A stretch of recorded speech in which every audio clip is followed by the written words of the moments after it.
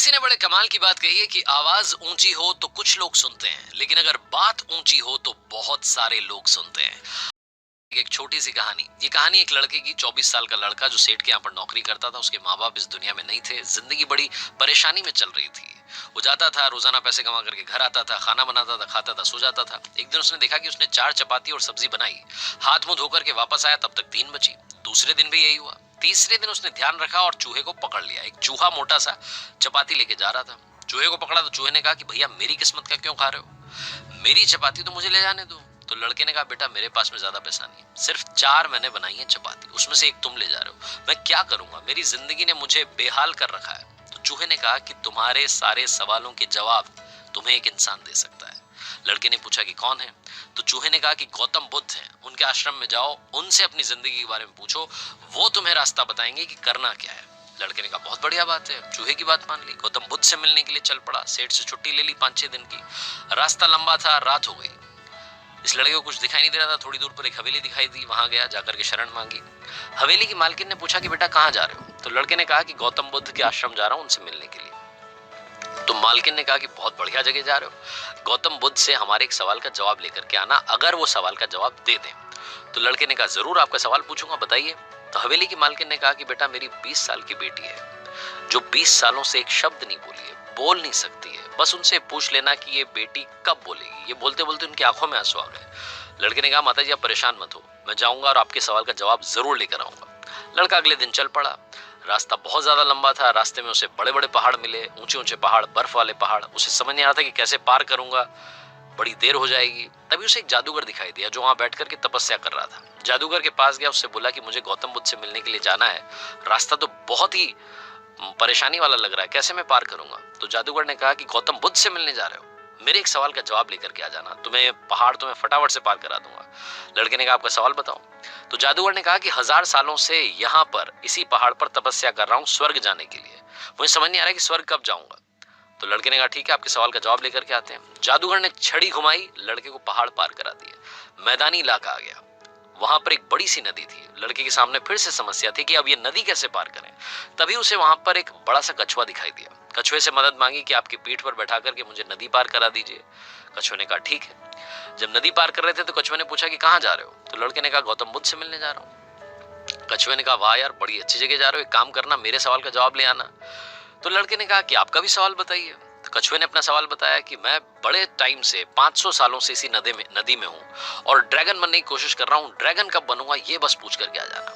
लड़के ने कहा ठीक है। लड़का पहुंचा आश्रम में, गौतम बुद्ध के पास। प्रवचन चल रहा था, प्रवचन खत्म हुआ। गौतम बुद्ध ने कहा कि हर कोई मुझसे सवाल पूछ सकता है, लेकिन सिर्फ 3 सवालों के जवाब दिए जाएंगे। अब लड़के के सामने समस्या थी कि किसके सवाल को ड्रॉप करें, किसका सवाल छोड़ें और किसका पूछें। लड़के ने सोचना शुरू किया। सबसे पहले हवेली की मालकिन नजर में आई, ध्यान में आई। तो उसे लगा कि वो तो अपनी बेटी का इलाज कराना चाह रही है, उनकी बेटी बोल नहीं रही है, उनकी आंखों में आंसू थे, उनका सवाल पूछना जरूरी है। दूसरी जो तस्वीर उसके दिमाग में आई, नजर में आई, वो आई जादूगर की। जादूगर 1000 साल से वहां तपस्या कर रहा है बर्फ के पहाड़ में। तीसरी तस्वीर आई कछुए की जो 500 साल से नदी में ड्रैगन बनना चाह रहा है। फिर लड़के को अपनी तस्वीर नजर आई जो सेठ के यहाँ पर एक लड़का नौकरी कर रहा है। लड़के ने सोचा कि मैं तो नौकरी कर ही रहा हूँ, खाना खा ही रहा हूँ, ठीक चल ही रहा है, थोड़ी और मेहनत करूंगा, कुछ बदलूंगा। इन 3 लोगों की जिंदगी में बदलाव लाना जरूरी है, इन 3 के सवाल पूछने जरूरी है। लड़के ने गौतम बुद्ध से तीनों के सवाल पूछे। गौतम बुद्ध ने जवाब दिया सबसे पहले हवेली की मालकिन के सवाल का। उन्होंने कहा कि उस मालकिन की जो बेटी है 20 साल की, उसकी जैसी ही शादी होगी वो लड़की बोलना शुरू कर देगी। दूसरे सवाल का जवाब देते हुए गौतम बुद्ध ने कहा कि जो जादूगर है उससे कहना कि वो छड़ी छोड़ दे, जिस दिन उसने छड़ी छोड़ दी, छड़ी का त्याग कर दिया, वो स्वर्ग चला जाएगा। तीसरा सवाल था कछुए का। गौतम बुद्ध ने कहा कि उस कछुए से कहना कि अपना कवच उतार दे, जिस दिन उसने कवच उतार दिया उस दिन वो ड्रैगन बन जाएगा। लड़के ने नमस्कार किया, प्रणाम किया, चल पड़ा वापस। रास्ते में कछुआ मिला, कछुए से कहा कि भैया कवच उतार दो। गौतम बुद्ध ने कहा तुम ड्रैगन बन जाओगे।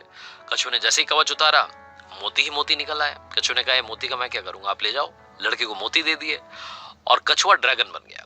थोड़ा आगे चला तो जादूगर मिला। जादूगर को जाकर के कहा कि भैया आपको छड़ी छोड़नी पड़ेगी, तभी आप स्वर्ग जा पाओगे। जादूगर ने कहा ये लो छड़ी छोड़ दी, ये छड़ी तुम रख लो, मैं स्वर्ग चला जाऊंगा। जादूगर स्वर्ग चला गया। और अब आई बारी तीसरे सवाल की। ये पहुंचा उस हवेली में जहां मालकिन ने सवाल भेजा था।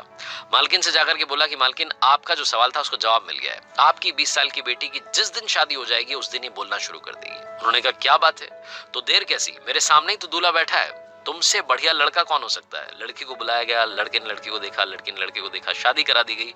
और जैसे ही शादी हुई, लड़की ने पहली बात बोली कि आप तो वही हो जो उस दिन रात में हमारे यहाँ आकर के रुके थे। लड़की ने बोलना शुरू कर दिया। लड़के के पास में जिंदगी में पैसा आ गया, क्योंकि मोती मोती आ गए, जादूगर की छड़ी आ गई, ताकत आ गई, और शादी भी हो गई। लड़के की जिंदगी सेटल हो गई, सिर्फ इसलिए क्योंकि उसने अपने सवाल का त्याग कर दिया था।